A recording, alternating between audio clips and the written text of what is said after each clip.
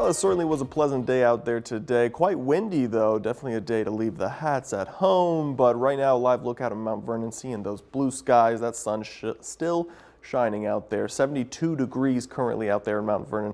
Again, we're seeing those full sunshiny conditions, but we're seeing that southerly wind here at 20 miles per hour. So that just goes to show you how gusty those winds have been today. Those winds coming out of the south, bringing a much warmer air mass in here today. Most of us still in the 70s here. A lot of us getting into the mid 70s for our high temperatures. Still sitting at 75 in Dixon Springs, Paducah at 73, Murray at 72. A little bit cooler as you head back out west. Big Spring sitting at 69 degrees in Farmington at 68. You can see those wind gusts right now currently out there. Around 20, 25 to even 30 mile per hour wind gusts right now. We were seeing some wind gusts earlier this afternoon around the 40 to 45 mile an hour range. So again, still very gusty out there, but as we head through the evening, those wind gusts should start to die down just a little bit. For the rest of your evening, though, seeing those temperatures still remaining in the 60s. I think most of tonight will stay pretty much in the 60s to upper 50s for lows, so a very warm night ahead, and that's because of those southerly winds out of the south. Again, a much warmer air mass in place, and you know what that means, probably the chance for some showers and thunderstorms as we head throughout early next week. Breezy and warm tonight, but those clouds will start clouding up.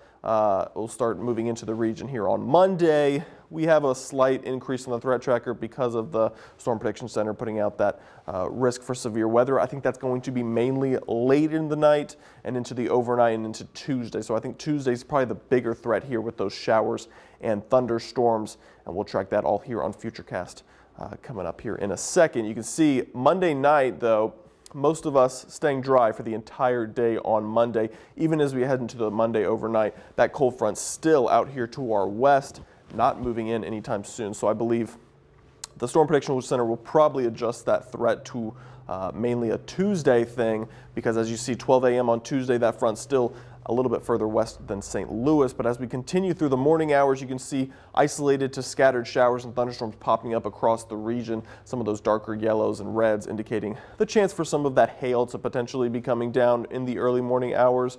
Again, this is very isolated stuff. I don't think everyone will see a severe thunderstorm. A couple of these just could trigger that quarter-sized hail threshold and maybe a downbursting wind gust of around 58 miles per hour. So again, we're watching those as they head through the early morning hours. A couple more clusters could continue to develop for your Tuesday morning and into the afternoon. I think we'll see a little more coverage than what's being shown here right now for your Tuesday afternoon.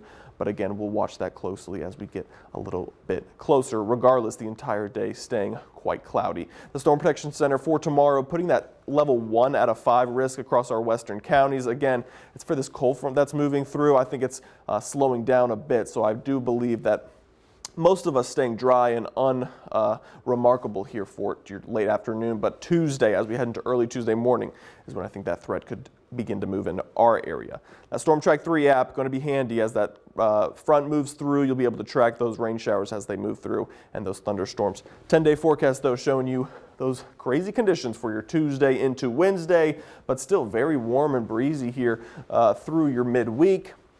As we extend it out to your Thursday and Friday, potentially some more storms for your Friday. But again, this is a real spring-like pattern as most of us sitting in the 60s and upper 50s as we head throughout at least the next week and a half, 2 weeks. Yeah, I really hope that whatever yard work you had to do, that you did it this weekend, because it's not looking good these next few days. Yeah, exactly. Yep, hopefully. All right, thank you, Nick. Yep.